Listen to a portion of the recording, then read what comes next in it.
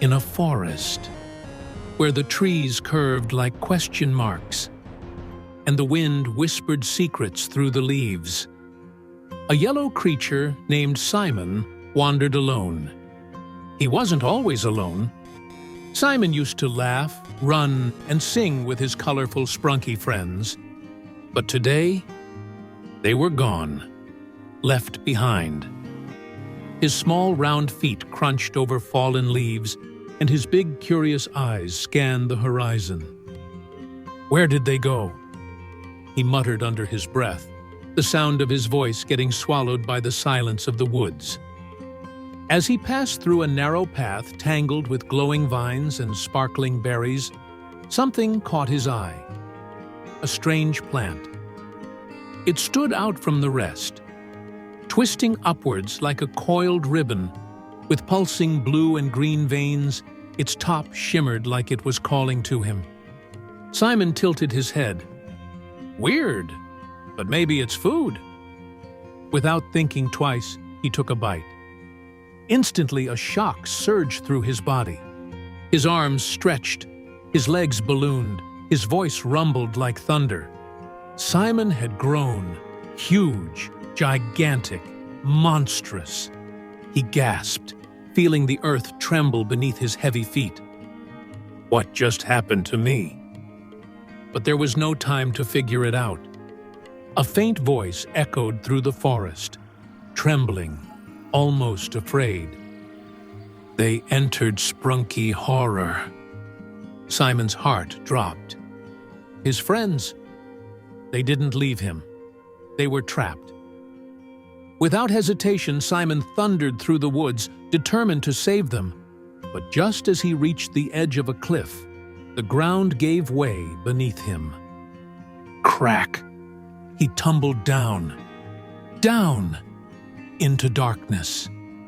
He landed hard. A dim, eerie glow lit the walls of the Sprunki horror realm, a forgotten world beneath the forest. The air was cold. The shadows moved like they were alive. Strange eyes blinked from the dark. Simon groaned, lifting his now massive yellow frame. Something had changed. Not just his size. His face twisted into something wild. His teeth grew sharper. His eyes glowed with a faint red ring. He was no longer just Simon. He was something else. A monster.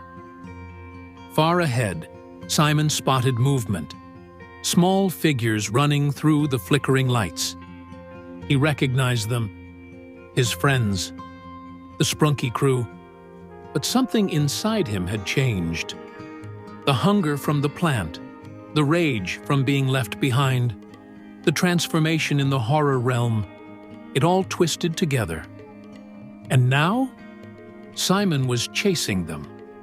Through haunted tunnels with floating cubes of memory, across bridges made of cracked musical notes, past walls that pulsed like living creatures, he followed them.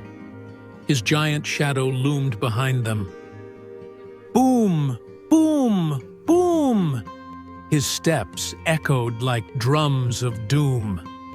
The Sprunki gang screamed and scattered. They didn't know it was Simon. They only saw a monstrous yellow beast. In the deepest part of the realm, where reality shimmered like static, Simon paused. He saw his reflection in a pool of black water, twisted, terrifying, alone. For a brief moment, he remembered. The laughter, the games, the joy of being part of something. A tear rolled down his monstrous face. Would his friends still recognize him? Would they forgive him? Could he even save them now? Or had he become the very nightmare they feared? And so, the story of Simon, the yellow Sprunki who just wanted his friends back, continued through the dark corners of the horror realm. But not as a hero, as a warning. Sometimes, the things we eat, the choices we make, change more than just our shape. They change who we are. And in the Sprunki horror world, not everything can be undone.